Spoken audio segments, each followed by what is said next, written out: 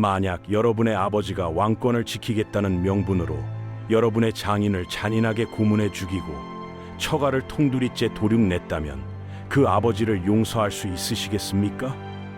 조선 역사상 가장 잔혹한 독재자이자 피해 군주였던 태종 이방원. 그는 놀랍게도 친아들인 세종대왕의 가슴에 평생 치유할 수 없는 피눈물과 공포를 심어준 비정한 아버지였습니다. 그런데 1422년 5월 이 괴물 같던 아버지가 숨을 거두기 직전 세종을 침소로 불러 조선의 모든 국법을 뒤흔드는 기괴한 마지막 유언을 남깁니다. 그 유언을 들은 세종대왕은 그 자리에서 오열했습니다. 조정의 신하들은 경악을 금치 못했습니다. 평소 감정을 드러내지 않던 세종이 아버지의 마지막 말 한마디에 무너져 내린 겁니다. 도대체 태종은 아들에게 무슨 말을 남긴 걸까요? 역사학자들은 이 유언이야말로 이방원이 평생 아들에게 저지른 잔혹한 죄과를 씻기 위해 준비한 소름 끼치도록 치밀한 마지막 정치적 설계였다고 말합니다. 평생 아들의 숨통을 조였던 아버지가 죽음 뒤에 숨겨둔 눈물겨운 반전과 성군 세종을 탄생시킨 핏빛 비밀, 지금 공개합니다. 본격적인 이야기에 앞서 교과서에서는 절대 가르쳐주지 않는 실록 속 진짜 역사를 전해드리고 있습니다. 오늘 같은 이야기가 더 궁금하신 분들은 구독과 좋아요 부탁드립니다. 그럼 시작하겠습니다.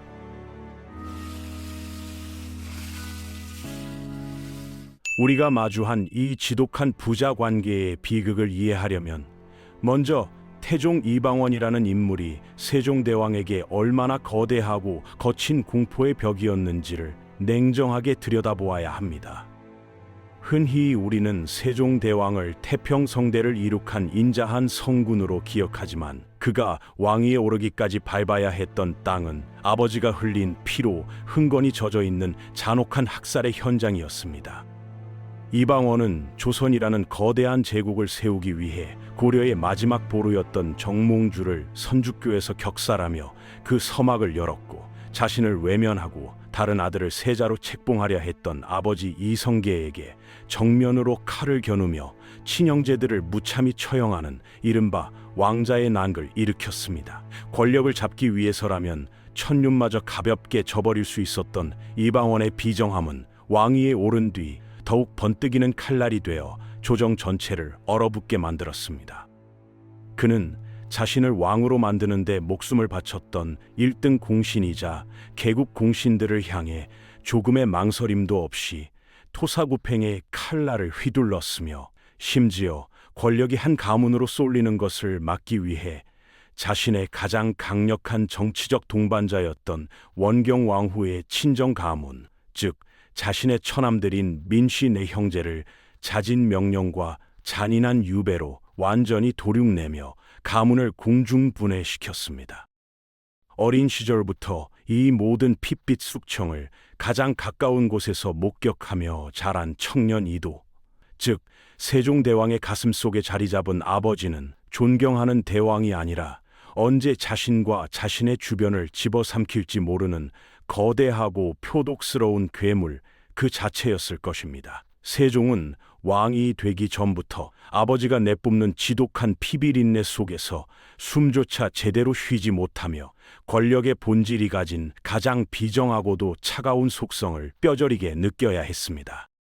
하지만 이방원의 잔혹함은 여기서 끝이 아니었습니다. 셋째 아들이었던 세종이 마침내 세자로 책봉되고 왕위에 오르자마자 이방원은 아들의 미래를 지켜준다는 명분하에 또 한 번의 전율할 만한 음모를 꾸미기 시작합니다. 바로 세종의 장인이자 당대 최고의 명망을 얻고 있던 영의정 시몬에게 존재하지도 않는 허위 영모 누명을 씌워 압송한 것입니다. 조선 최고의 권력가였던 장인이 모진 신문을 받고 끝내 사약을 받아 숨을 거두는 그 끔찍한 순간에도 야사에 따르면 한 나라의 국왕이었던 세종이 할 수 있는 것은 그저 어두운 방 한구석에서 책장을 넘기며 슬픔을 억누르고 숨을 죽이는 것뿐이었습니다. 자신의 아내인 공비 심씨가 눈물을 흘리며 친정아버지의 목숨을 구걸할 때도 세종은 아버지 이방원의 서슬퍼런 칼날이 두려워 감히 왕의 권한을 행사하지 못했습니다. 태종 이방원은 아들의 가슴에 지울 수 없는 대못을 박으면서도 겉으로는 늘 이것이 오직 세종 너의 완벽한 왕권을 위해 내가 모든 악업을 짊어지고 지옥으로 가기 위함이라는 무서운 집념을 굽히지 않았습니다. 그렇게 온 조정을 공포로 지배하며 아들의 처가까지 잔인하게 도륙냈던 상왕 태종 이방원의 몸에 마침내 거칠고 깊은 병마가 찾아왔고 조선의 역사를 바꿀 그 운명의 1422년 5월이 다가오고 있었습니다. 태종 이방원이 이토록 처절하게 외척들을 도륙내며 아들의 앞날을 준비했던 이면에는 사실 아들 세종의 남다른 신체적 치명 약점도 크게 한 몫을 차지하고 있었습니다. 흔히 우리는 세종대왕을 풍채가 좋고 인자한 성군으로만 기억하지만 조선 왕조실록이 전하는 청년 시절 이도의 모습은 생각보다 훨씬 더 위태롭고 병약한 그 자체였습니다.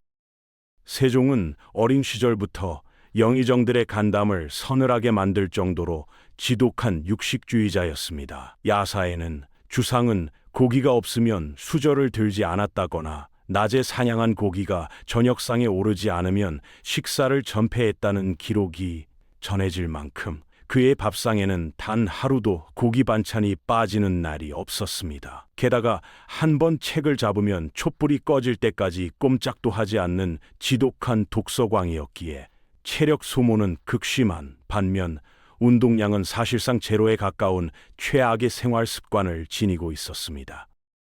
기름진 고기 위주의 식단과 극단적인 운동 부족이 수십 년간 이어지자 세종의 몸은 젊은 나이임에도 불구하고 급격하게 무너지기 시작했습니다. 재위 중반을 넘기며 소갈증이 덮쳤고 이로 인해 하루에 마시는 물의 양만 해도 몇 동이가 넘을 정도로 극심한 갈증과 피로에 시달려야 했습니다. 당뇨의 무서운 합병증은 여기서 멈추지 않고 세종의 눈을 공격하기 시작했습니다. 실록의 수많은 구절에는 세종이 눈병인 안지를 심하게 알아 한 걸음 앞에 신하 얼굴조차 분간하지 못하겠다라거나 어두운 방 안에서 글자가 보이지 않아 눈물을 흘렸다는 처절한 기록들이 고스란히 남아 있습니다. 나중에는 풍질까지 찾아와 걸음을 제대로 걷지 못해 신하들의 부축을 받아야만 간신히 어좌에 앉을 수 있을 정도였습니다. 상왕으로 물러나 있던 태종 이방원은 아들의 이 위태로운 건강 상태를 가장 가까이서 지켜보며 깊은 고뇌에 빠질 수밖에 없었습니다. 저렇게 몸이 약하고 고기 없으면 밥도 못 먹는 유약한 자식이 내가 죽고 나면 국법과 유교적 가치관에 얽매여 3년 동안 고기를 끊고 거친 미음만 먹으며 상을 치러야 할 텐데 과연 저 약한 몸으로 그 가혹한 시간을 버텨낼 수 있을까 하는 아비로서의 지독한 슬픔과 염려가 몰려왔던 것입니다. 결국 이방원의 가슴 속에는 아들이 조선을 통치하기도 전에 상을 치르다 목숨을 잃을지도 모른다는 거대한 공포가 자리 잡았고 이는 훗날 임종 직전 조선의 모든 법을 깨부수는 역대급 유언을 던지게 되는 결정적인 도화선이 됩니다.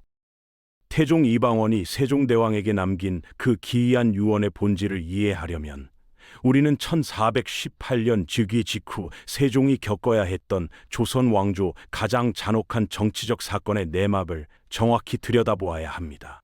세종이 왕위에 오르자마자 그의 장인이자 영의정이었던 시몬은 새 국왕의 장인이라는 최고 권력자의 자격으로 명나라의 사은사로 떠나게 되는데 이것이 바로 이방원이 파놓은 거대한 함정의 시작이었습니다.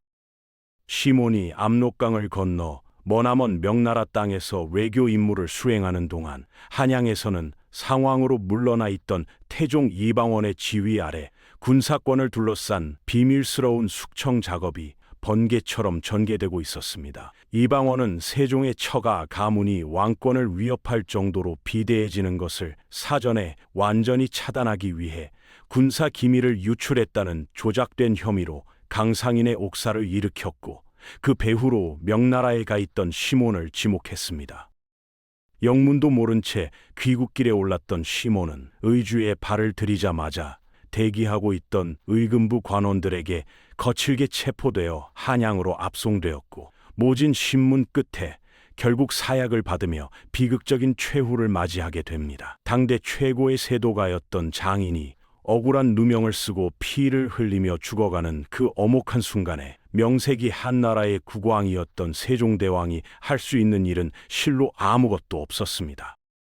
당시 조선의 모든 실권, 특히 군사권과 인사권은 여전히 상왕인 태종 이방원의 손아귀에 굳건히 쥐어 있었기에 세종은 아버지가 내뿜는 서슬퍼런 칼날 앞에서 그저 숨을 죽인 채 처절한 무력감과 고독을 견뎌내야만 했습니다. 조정의 간신들은 한 걸음 더 나아가 역적의 딸인 심씨, 즉 세종의 아내 수원왕후마저 왕비의 자리에서 당장 폐위하고 쫓아내야 한다며 대궐이 떠나갈 듯 상소를 올리기 시작했습니다.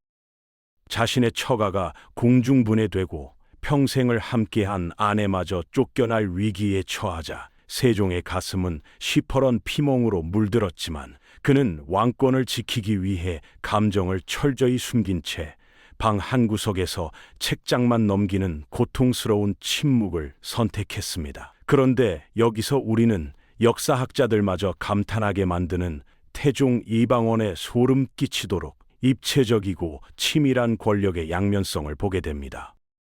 이방원은 아들의 완벽한 왕권을 위해 그 장인인 시몬을 잔인하게 도륙냈으면서도 신하들이 수원왕후를 폐위하라고 빗발치듯 요구하자 중전은 내조의 공이 크고 아들의 안위를 흔들 수 없다며 왕비의 자리만큼은 단호하게 지켜주었던 것입니다. 외척의 싹은 완전히 잘라버리되 자신이 그토록 아끼는 천재 아들 세종의 가정과 정통성에는 흠집이 나지 않도록 비정함과 치밀함을 동시에 발휘한 전율 돋는 정치적 설계였습니다.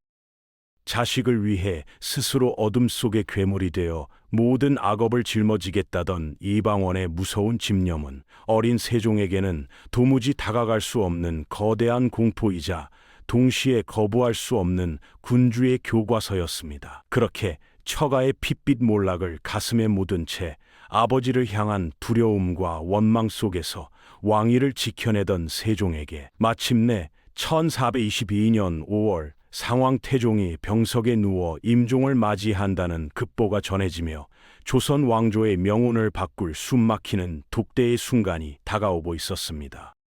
태종 이방원이 아들 세종을 위해 장인 시몬을 사사하며 외척을 지워나갈 때 대궐 한 구석에서 그 피바람을 고스란히 온몸으로 받아내며 피눈물을 흘리던 또 한 명의 비극적 여인이 있었습니다. 바로 세종의 어머니이자 태종의 정비였던 원경왕후 민씨입니다. 원경왕후는 과거 이방원이 신세가 처량한 왕자에 불과했을 때 자신의 친정 가문인 여흥 민씨의 막강한 재력과 사병을 동원하여 그를 왕위에 올린 1등 공신 중에 1등 공신이었습니다. 그러나 이방원은 왕권을 잡자마자 권력의 속성상 외척이 비대해지면 나라가 망한다는 냉혹한 정치가의 논리를 내세워 자신을 도왔던 처남 민씨 네 형제를 모조리 사약과 유배로 전멸시켰습니다. 자신의 친정 가문이 남편의 손에 의해 공중분해되는 모습을 지켜본 원경왕후의 가슴은 이미 갈기갈기 찢겨 가루가 된 상태였습니다. 야사에 따르면 그녀는 어린 아들 세종을 붙잡고 네 아버지는 사람이 아니라 피해 줄인 괴물이다라며 대궐이 떠나갈 듯 통곡하곤 했습니다. 태종과 원경왕후는 한 이불을 덮고 자는 부부였지만 실상은 서로를 향해 저주와 증오를 퍼붓는 지독한 원수 사이로 평생을 보냈습니다. 결국 원경왕후는 남편에 대한 깊은 한과 분노를 가슴에 품은 채 세종이 즉위한 지 고작 2년 만인 1420년 쓸쓸하게 눈을 감고 맙니다. 그런데 평생 아내의 친정을 도륙내고 아내를 냉대했던 이 차가운 독재자 이방원이 아내의 장례식 날 무덤 앞에서 보인 뜻밖의 행동은 조정의 모든 관원들을 충격에 빠뜨렸습니다. 평소 눈물 한 방울 흘리지 않던 그 철혈 군주가 원경왕후의 릉인 헌릉 앞에 주저앉아 어린아이처럼 어깨를 들썩이며 통곡을 터뜨린 것입니다. 실록은 태종이 아내의 무덤 앞에서 밤이 새도록 눈물을 흘리며 슬퍼했다고 전합니다. 정치가로서는 외척을 멸해야만 조선이 산다는 신념을 굽히지 않았지만 인간 이방원으로서는 평생을 함께 고생하고 자신을 왕으로 만들어준 아내에게 지독한 죄책감과 슬픔을 느끼고 있었던 권력자의 처절한 양면성이었습니다. 아내마저 한을 품고 떠나보낸 뒤 이방원은 급격한 노환과 정신적 고독감에 시달리며 무섭게 무너지기 시작했습니다. 자신이 지옥으로 걸어 들어가며 흘린 처가와 아내의 피가 헛되지 않으려면 오직 셋째 아들 세종이 완벽한 성군이 되는 길뿐이라는 집념은 그의 마지막 남은 생명의 불꽃을 더욱 거세게 채찍질하고 있었습니다. 장인 시몬이 모진 신문 끝에 결국 사약을 받으며 핏빛으로 물들었던 비극의 시간이 지나고 1422년 5월 마침내 절대 무너질 것 같지 않던 철혈군주 태종 이방원의 거대한 시대가 저물어가고 있었습니다. 평생을 권력의 정점에서 수많은 목숨을 거두었던 이방원이었지만 찾아온 병마와 노환 앞에서는 그 역시 한낱 유약한 인간에 불과했습니다. 상왕의 처소인 천달방 신궁에서 거친 숨을 몰아쉬던 이방원은 자신의 지상에서의 시간이 얼마 남지 않았음을 직감하고 마침내 주상인 세종을 침소로 들라 명합니다. 왕위에 오른 지 4년이 지났음에도 여전히 아버지의 서슬퍼런 그림자 아래에서 숨을 죽여야 했던 왕위에 오른 지 4년째 된 젊은 왕 세종은 아버지가 임종 직전 마지막 순간에 자신을 불렀다는 소식에 온몸의 피가 차갑게 식는 듯한 거대한 긴장감에 휩싸였습니다. 세종은 침소의 문을 열고 들어가며 평생 자신에게 공포와 무력감을 심어주었던 아버지가 마지막으로 내릴 가혹한 정치적 훈수나 혹은 왕권을 지키기 위해 또 다른 피바람을 예고하는 비정한 유언을 던질지 몰라 두려움에 떨며 태종의 침상 앞에 무릎을 꿇었습니다. 어두컴컴한 침소 안에는 오직 꺼져가는 태종의 거친 숨소리와 아버지의 눈을 감히 바라보지 못하는 세종의 깊은 침묵만이 가득 흐르고 있었습니다.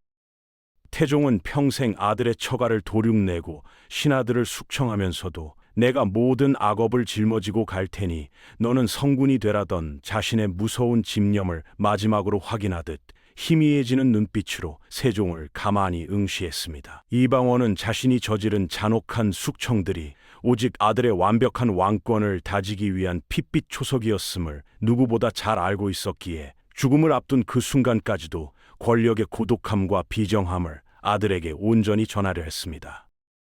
긴장감이 극에 달해 방 안의 공기마저 얼어붙을 것 같던 그 순간 마침내 태종 이방원이 서서히 입을 열어 조선의 역사를 뒤흔들고 성학의 나라를 경악하게 만든 전대미문의 마지막 한마디를 뱉어내기 시작했습니다. 무거운 침묵을 깨고 마침내 열린 피의 군주 태종 이방원의 입에서 나온 마지막 어명은 또 다른 핏빛 숙청도 비정한 정치적 훈수도 아닌 실로 기이하고도 뜻밖의 한마디였습니다. 주상은 고기가 없으면 밥을 먹지 못하니 내가 죽은 후 상기 중이라도 반드시 고기를 먹게 하라. 이 한마디가 침소에 울려 퍼지는 순간 두려움에 떨며 무릎을 꿇고 있던 청년 구왕 세종대왕은 그 자리에서 무너져 내리며 오열하기 시작했고 임종을 지키던 조정의 신하들은 귀를 의심하며 경악을 금치 못했습니다.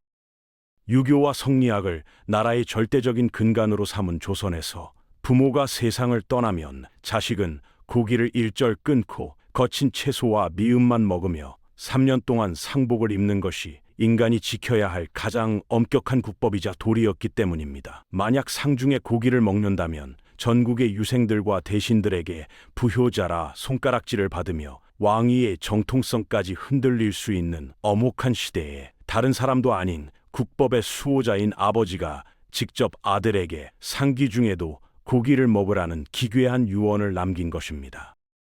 평소 자신의 감정을 철저히 숨기며 차가운 군주의 가면을 쓰고 있던 세종이 아버지의 이 마지막 말 한마디에 완전히 무너져 내린 이유는 그 짧은 문장 속에 숨겨진 아버지 이방원의 눈물겨운 참회와 소름 끼치도록 치밀한 정치적 설계를 비로소 깨달았기 때문입니다. 실록의 기록에 따르면 세종은 밥상에 고기 반찬이 없으면 수저를 들지 않았다고 할 정도로 엄청난 육식주의자였던 반면 밤낮으로 독서에만 매진하느라 운동을 전혀 하지 않아 젊은 나이임에도 비만과 심각한 소갈증, 즉 당뇨와 각종 성인병을 앓고 있던 유약한 체질이었습니다.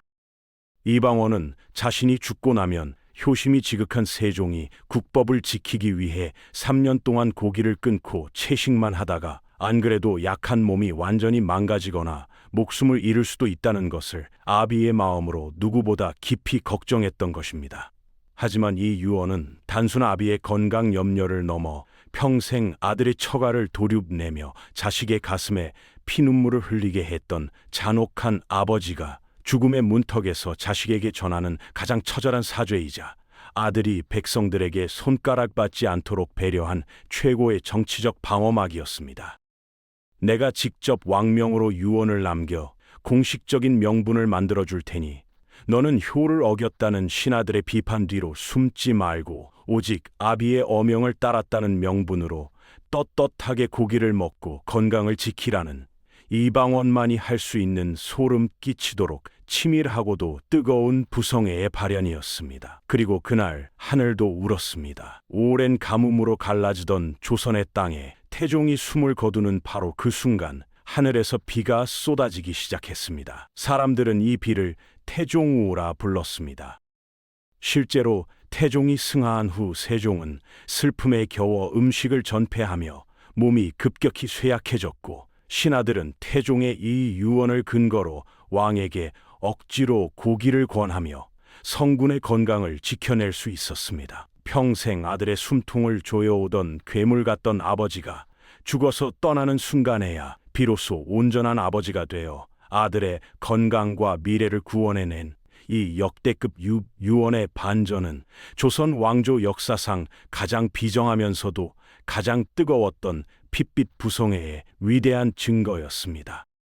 태종 이방원이 주상에게 고기를 먹게 하라는 눈물겨운 유언을 남기고 숨을 거두었지만 그 유언이 실제 조정에서 실행되기까지는 또 한 번의 처절한 대립과 눈물이 있어야만 했습니다. 아버지가 떠난 후 수개월이 지나도록 효심이 지극했던 세종대왕은 아버지가 남긴 유언을 전해 들었음에도 불구하고 차마 고기 반찬에 손을 대지 못했습니다. 아무리 아버지의 어명이 있었다 한들 자식의 도리로서 나를 위해 스스로 괴물이 되었던 아버지가 돌아가셨는데 어찌 기름진 고기를 씹으며 배를 채울 수 있겠느냐는 맹렬한 슬픔이 세종을 지배했던 것입니다.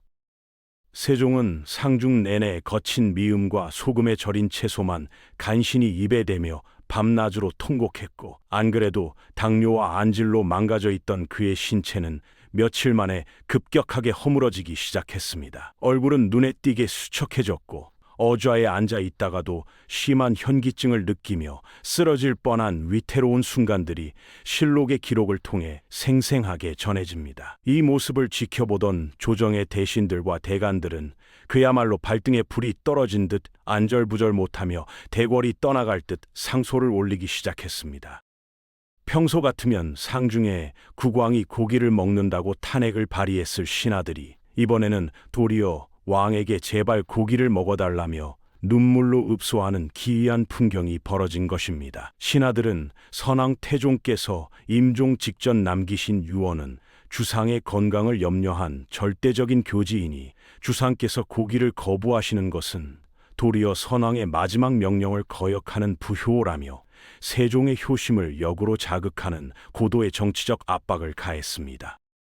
하지만 세종은 신하들이 올린 고기 반찬을 번번이 물리치며 단식에 가까운 투쟁을 이어갔고 결국 영의정을 비롯한 삼정승이 세종의 침소 앞에 엎드려 백성들을 위해서라도 제발 고기를 드시고 기운을 차리소서라며 집단 방송 통곡을 하고서야 세종은 마침내 눈물을 흘리며 고기 한 점을 입에 넣게 됩니다.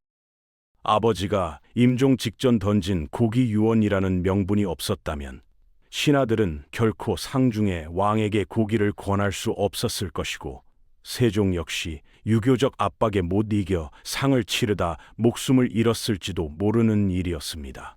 결국 이 눈물겨운 고기 전쟁은 죽어서도 아들의 방패가 되어주려 했던 이방원의 치밀한 설계와 아버지를 향한 세종의 깊은 사랑이 부딪히며 만들어낸 조선 역사상 가장 슬프고도 아름다운 명장면이었습니다. 하늘에서 쏟아지는 태종우를 맞으며 조선의 제3대 국왕 태종 이방원은 눈을 감았고 이제 온전한 홀로서기를 시작해야 하는 세종의 어깨 위에는 아버지가 남긴 거대하고도 무거운 유산이 고스란히 얹혀 있었습니다. 아버지가 마지막 순간에 깨부순 국법과 그 속에 담긴 뜨거운 부성에는 슬픔에 잠겨있던 세종을 다시 일으켜 세우는 강력한 정신적 지탱점이 되었습니다.